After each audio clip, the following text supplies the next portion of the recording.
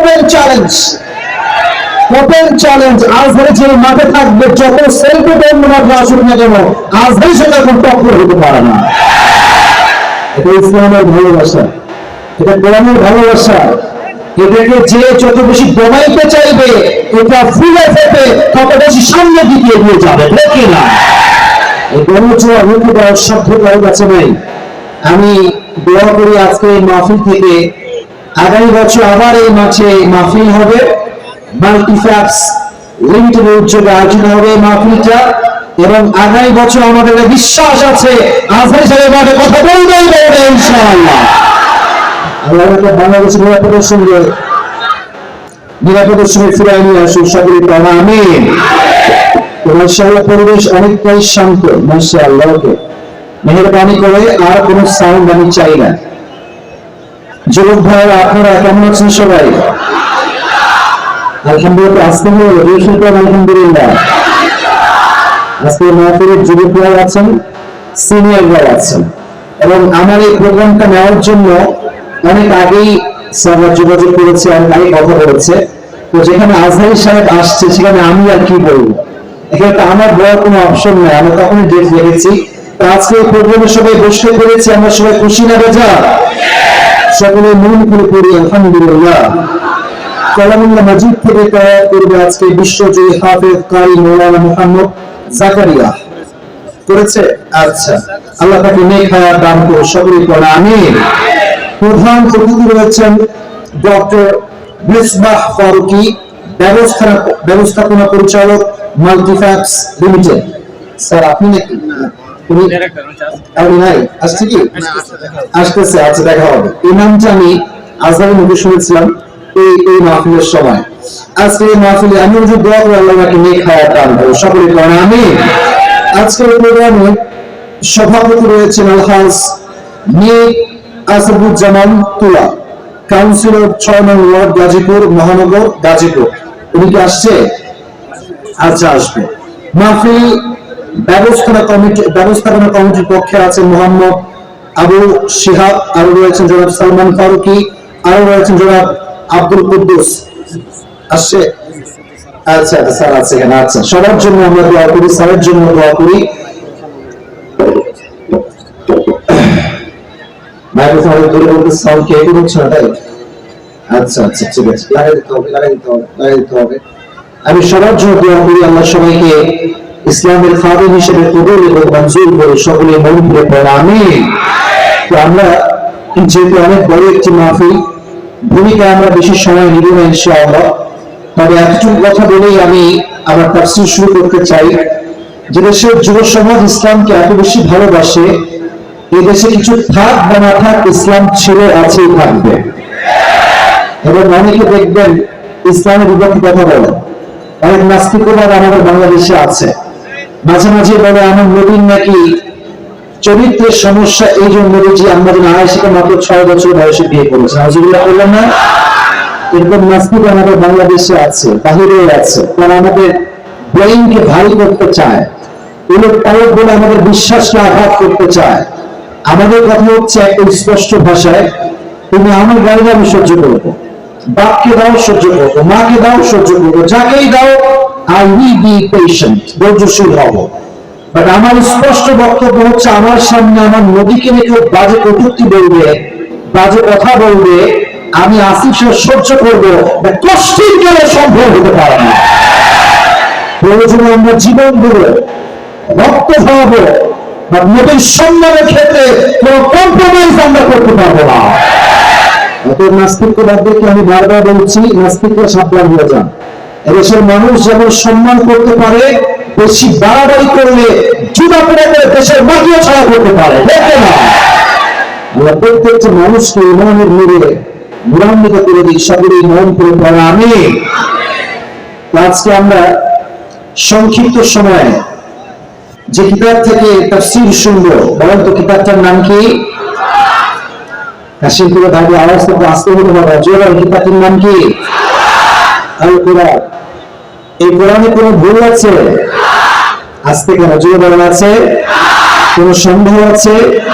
এই কোরআন থেকে মুত্তাকীদের জন্য হিদায়াত স্বরূপ পাঠিয়ে দিয়েছে একজন, আওয়াজ দিয়ে বলেন তো তিনি কে?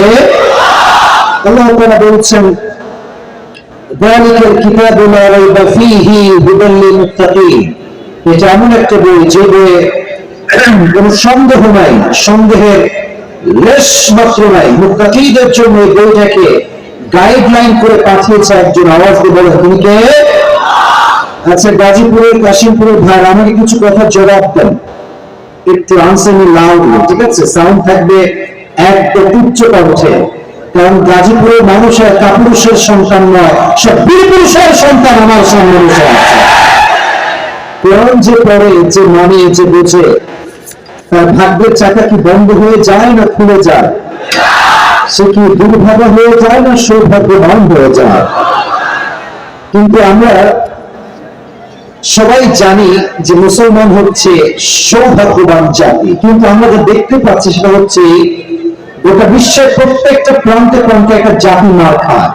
ফিলিস্তিনে আজকে লক্ষ লক্ষ মুসলিমদেরকে বোমা মেরে গুলি করে হত্যা করা হচ্ছে, এবং আমরা যারা আছি অনেকেই দেখবেন যখন ফিলিস্তিনি মুসলমানদেরকে মারা হয় তখন অনেক শায়েখরা চুপ থাকে, কোনো কথা বলতে চায় না। আর যখন হামাস মুসলমানদের পক্ষ নিয়ে যুদ্ধের ঘোষণা করে তখন শায়েখদের চুলকানি শুরু হয়ে যায়। আমাদের বলবো হচ্ছে যারা ইসরায়েলের পক্ষ নিবে তারা কখনো প্রতিপক্ষের মুসলমান ঘরের সন্তান হতে পারে না। আমরা মুসলমানদের পক্ষের শক্তি হয়ে কাজ করব। যারা ফিলিস্তিনের মুসলমানদেরকে নির্বিচারে গুলি করে হত্যা করে, এদের বিরুদ্ধে আমরা জিহাদের ঘোষণা করতে চাই। যতদিন আমরা বেঁচে আছি মুসলমানদের ইজ্জত সম্মান রক্ষা করার জন্য জীবন দিতে হলে আমরা জীবন দিতে প্রস্তুত আছি। তাই কিনা বলে জীবন আমাদের সবাইকে মুসলমানদের পক্ষ হয়ে ইসলামের জন্য কাজ করার তৌফিক দান করো সকলে কেন আমিন। তো আমাদের কপাল তো পড়ে গেছে কেন সৌভাগ্যবান জাতি হওয়ার পরেও, কারণ আমাদের ডেস্টিনি আমরা চেঞ্জ করে ফেলছি, কপালটা আমরাই পড়ে ফেলছি। আপনি খেয়াল করেন অনেক মেয়ে আছে বাংলাদেশে, আমি so sorry to say that, যেটা আমার ভূমিকা তাফসীর শুরু হয়নি তাই বলতেছি, তাফসীর শুরু হলে তো এটা বলা আমার সুযোগ হবে না। অনেক মেয়ে আছে দেখবেন মুসলমান ঘরে নিলে আর সারাদিন বাসার ভিতরে শুয়ে শুয়ে স্টার জলসা দেখে, মুভি দেখে, সিনেমা দেখে, নাটক সিনেমা দেখে তার মাইন্ডসেট চেঞ্জ হয়ে গিয়েছে। এখন রাস্তায় যখন বের হয় বোরকা পরে আর বের হতে মন চায় না, জিন্সের প্যান্ট আর টি শার্ট পরে ওপেনলি পাবলিক প্লেসে ঘুরে বেড়ায়। ওই যে আমার এতগুলো যুবক দামে দামে thousand of young people here, মাশাআল্লাহ মাশাআল্লাহ, অনেক ভালো। এরা কিন্তু মনে প্রাণে অনেক ভালো মানুষ। যত সব মেয়ে উল্টাপাল্টা যখন করে এদের চরিত্র অটোমেটিক নষ্ট হয়ে যায়। একজন মেয়ে যখন রাস্তায় জিন্সের প্যান্ট পরে হাঁটে, টাইট ফিটিং যখন সে ড্রেস পরে হাঁটে, একজন চরিত্রবান যুবকের চোখটা তখন নষ্ট হয়ে যায়। অনেক মায়েরা বোনেরা আমাকে শুনছেন পর্দার থেকে, সবাইকে আমি ভালোবাসি, সম্মান করি, রেসপেক্ট করি আমার মন থেকে। বাট মাথায় রাখবেন আপনার জন্য কোন যুবকের চরিত্র যদি নষ্ট হয়ে যায়, কিয়ামতের দিন আল্লাহ আপনাকে বিচারে কাটিয়ে দাঁড় করাবে। গাজীপুরে তো বেকারটা মেয়েটা নাই মনে হয়, আরে ভাই বাপ নাই নাই নাই, আছে আছে আছে আছে, বাবারে বাবা কি একটা ভাবসা। আর কিছু কিছু মেয়ে আছে বিটিএস ভক্ত, যে মেয়েরা বিটিএস ভক্ত রুচিতে সমস্যা আছে, এটা রুচির ট্রিটমেন্ট করা হয়। সেখানে একটা ছোট্ট ভিডিও ক্লিপ দেখলাম ফেসবুকে, একজন মেয়ে বলতেছে যে আমি সেই পুরুষকে বিয়ে করব যার মনে দাড়ি থাকবে না। নাউজুবিল্লাহ, আসতে পারবেন কেন আপনারা? তো তাকে বললো কেন আপনি এমন পুরুষ কেন বিয়ে করবেন যার মধ্যে দাড়ি নেই? বলছে আমার বিটিএস বড্ড ভালো লাগে। আমার মনে হয় বিটিএস পুরুষ না হিজড়ার সন্দেহ আছে, আমি কোনো ব্যক্তিকে বলার জন্য। আর যেই মেয়েরা সমস্ত বিটিএস এর ভক্ত, তাদের রক্তে মুনাফিকের রক্ত ঢুকে গিয়েছে। এই জাতিকে সমস্ত ফিতনার থেকে হেফাজত করে সকলে বলা আমিন। তো আমরা তিনটে তাকবীর দিয়ে আমাদের মূল আলোচনা বিষয় একটা বিষয়বস্তু দেওয়া হয়েছে আমি দেখতে পাচ্ছি, সেখান থেকে আমরা কথা বলবো। তিনটে তাকবীর দিবেন সবাই মিলে, আর গলাকে একটু ঠিক করবেন, কাশি দিয়ে সবাইকে কাশি দেন। কে বেশি মঙ্গলে কাশি দেন? এত বেশি লাগবে না, একটা দেন। আচ্ছা, এবার তাকবীর দেন। লিল্লাহি তাকবীর। আল কোরআনের আলো, আল হাদিসের আলো, কোরআন হাদিস যেখানে, আলেম ওলামা যেখানে, গাজীপুরবাসী যেখানে, আল্লাহ কবুল করে সকলে বলেন আমিন। আমাকে একটি নির্দিষ্ট বিষয় দেওয়া হয়েছে। আলোচনার বিষয়বস্তু হচ্ছে সূরা বাকারার শেষ তিনটি আয়াত 284, 85, 86। এই তিনটি আয়াত থেকে আমাকে আলোচনার বিষয়বস্তু দেওয়া হয়েছে। প্রিয় ভাইরা, তাফসীর যেহেতু শুরু করছি, আমি চাই আপনারা একটু আমাকে মনোযোগ দিয়ে শুনবেন। এই ওয়াজ যেন এমন না হয়ে যায় যে আমি ওয়াজ করলাম আর আপনারা সবাই কাঁপায় কাঁপায় বললেন ঠিক সুবহানাল্লাহ। এটা মাহফিল না। মাহফিল হচ্ছে সেটা যেখান থেকে মানুষের জীবনটা পরিবর্তন হয়ে সে বাসায় চলে যাবে, ঠিক না? এবং এটার জন্য আমার ওয়াজের প্রত্যেকটা word you have to listen me with full concentration, একদম পরিপূর্ণ মনোযোগ দিয়ে শোনার ট্রাই করবেন। সূরা বাকারা 84, 85 এবং 86 নম্বর আয়াত থেকে আমাকে কথা বলতে বলা হয়েছে। সূরা বাকারার শেষ দুটি আয়াতের একটি ভিন্ন ফজিলত রয়েছে, একটা ভিন্ন মান রয়েছে, সম্মান রয়েছে। আল্লাহ হাবিব সাল্লাল্লাহু আলাইহি ওয়াসাল্লামকে একজন সাহাবী বলে, ইয়া রাসূলুল্লাহ, পুরো কোরআনের ভিতরে সবচেয়ে মর্যাদাপূর্ণ সূরার নামটা কি? তিনি বললেন সূরাতুল ইখলাস। ওই সাহাবী বলে, ইয়া রাসূলুল্লাহ, কোরআনের ভিতরে সবচেয়ে মর্যাদাপূর্ণ আয়াতের নামটা কি? উনি বললেন আয়াতুল কুরসি।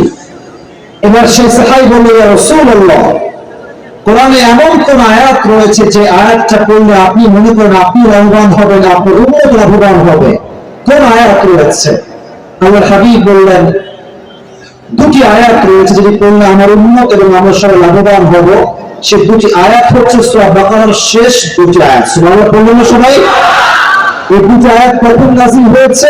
হাদিসে আসছে মিরাজের রাতে যখন নবীকে সালাত গিফট করা হয়, নামাজ গিফট করা হয়, তখন নামাজের সঙ্গে আল্লাহ তাআলা নবীজিকে সূরা বাকারার শেষ দুটি আয়াত গিফট করেছেন। সুবহানাল্লাহ পড়েন সবাই।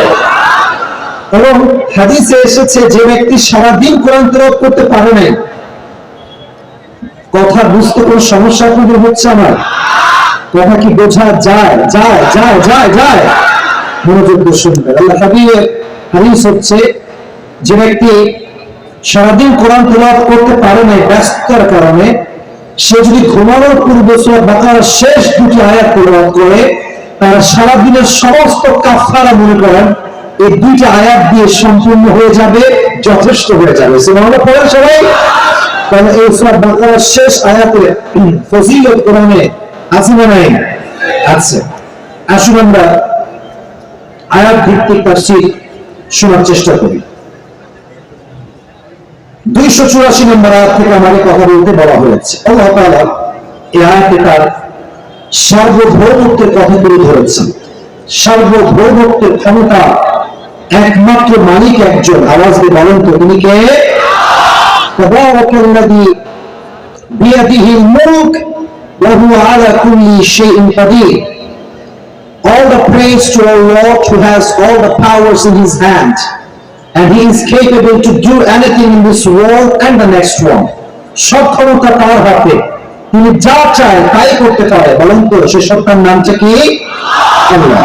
আল্লাহ তাআলা বলছেন লিল্লাহি মা ফিস সামাওয়াতি ওয়া মা ফিল আরদ।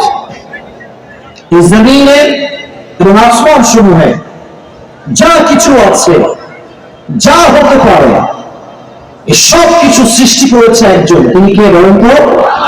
আল্লাহ বোঝাচ্ছেন যেহেতু আমার সৃষ্টি, আমার রাজত্ব, আমার সার্বভৌমত্ব, অতএব আইন চলবে আমার। সৃষ্টি যা, আইন চলবে তা। আপনাদের এখানে যে কোম্পানি উদ্যোগে আছে, প্রোগ্রামটা আয়োজিত নাম হচ্ছে মাল্টিফ্যাক্স। এখানে যদি আমি কোনো অর্ডার করি, আমার অর্ডার এখানে থাকবে না, because I am not MD. যিনি ডিরেক্টর, এমডি, যিনি অফিসার, যিনি ম্যানেজিং ডিরেক্টর, উনি যা বলবে তাই হবে। তার মানে এখানে একটা ক্ষমতা আছে, একটা পাওয়ার আছে।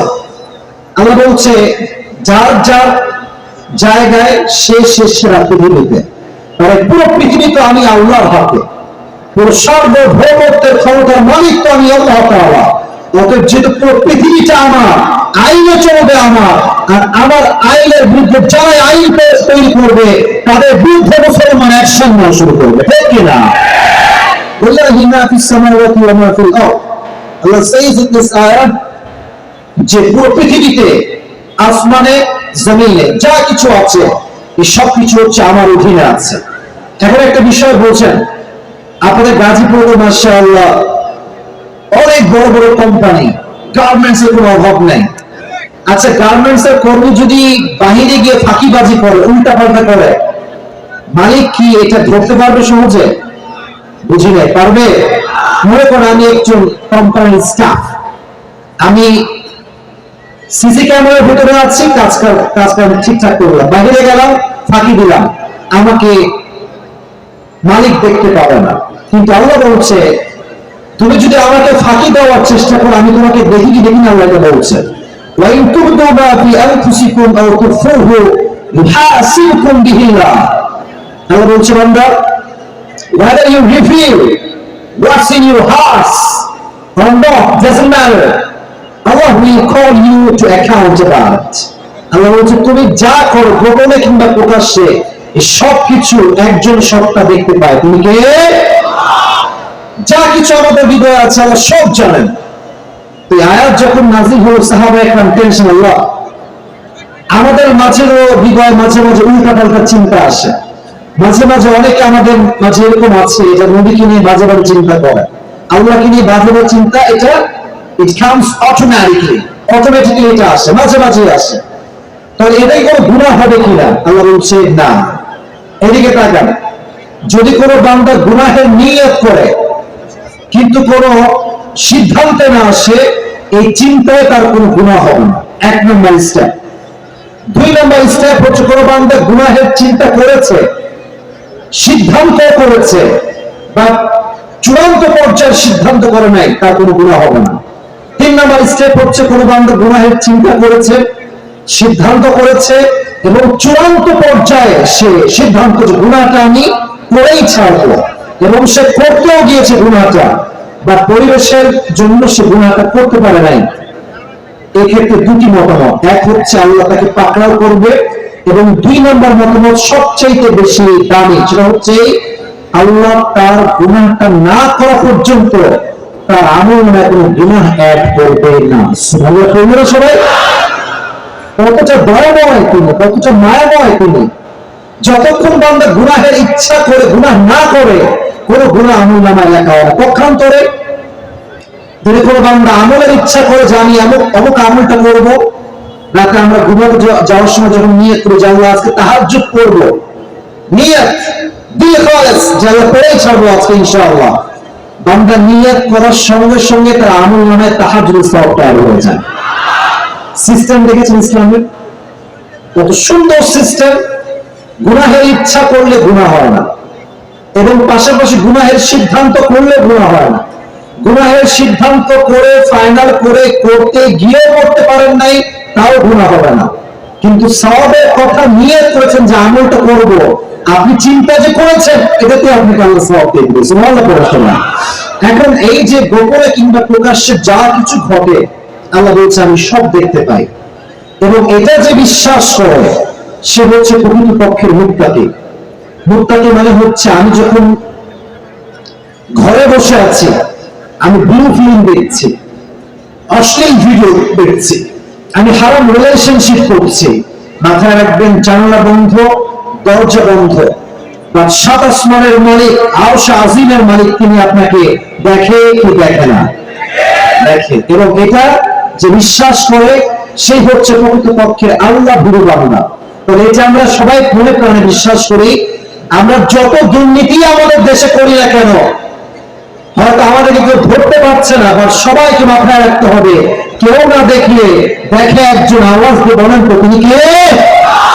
যাদের হৃদয়ে আছে আল্লাহর ভয়, তারা কবু পথ ভুলে যায় না। আল্লাহর প্রেম ছাড়া এই দুনিয়ায় কারো কাছে কোনো কিছু চায় না। দেখে না বলছি ভাই, রাতের আধারে যারা সিজদাতে রয়, দু চোখের অশ্রুতে নদী যেন বয়, ছলনার হাত ছানি যতই আসুক, ছলনার হাত ছানি যতই আসুক, পেছনে ফিরেও সে তাকায় না। করে যাদের হৃদয়ে আছে আল্লাহর ভয়, তারা কবু পথ ভুলে যায় না। আল্লাহর প্রেম ছাড়া এই দুনিয়ায় কারো কাছে কোনো কিছু চায় না। দেখে আছো ভাইয়া, আল্লাহ আমাদেরকে বলছেন লাইতে বুঝায়। এখন আল্লাহ বলছেন ইউহাসিবকুম বিহিল্লাহ, তুমি দুনিয়াতে যে অন্যায় করো না কেন, কিয়ামতের দিন তুমি এটার বিষয়ে জিজ্ঞাসিত হবে। You will be asked about your deeds, whatever you have done in this dunya. তুমি যা করেছো সবকিছুর হিসাব হবে। فمن يعمل مثقال ذرة خيرا يره ومن يعمل مثقال ذرة شرا يره. The man who has done an atom's worth of good, he will see it, and the man who has done atom's worth of evil, he will see it. জাররা জাররা পরিমাণ যদি আপনি ভালো আমল করেন আপনি দেখতে পাবেন, জাররা পরিমাণ গুনাহ করেন শস্যের দানা পরিমাণ, এটা আপনার কিয়ামতের দিন আমলনামায় ওজন দেওয়া হবে। ফামান ইয়ামাল মিথকালা যাররাতিন খায়রান ইয়ারা ওয়া মান ইয়ামাল মিথকালা যাররাতিন শাররান ইয়ারা। আল্লাহ হিসাব করবেন। এই হিসাবের চিত্র কেমন হবে এবং এটার সিচুয়েশনটা কেমন হবে, আমি হাদিস থেকে কিছু কথা আপনাদের সামনে প্রেজেন্ট করতে চাই, উপস্থাপন করতে চাই। মাথায় রাখবেন, যখনই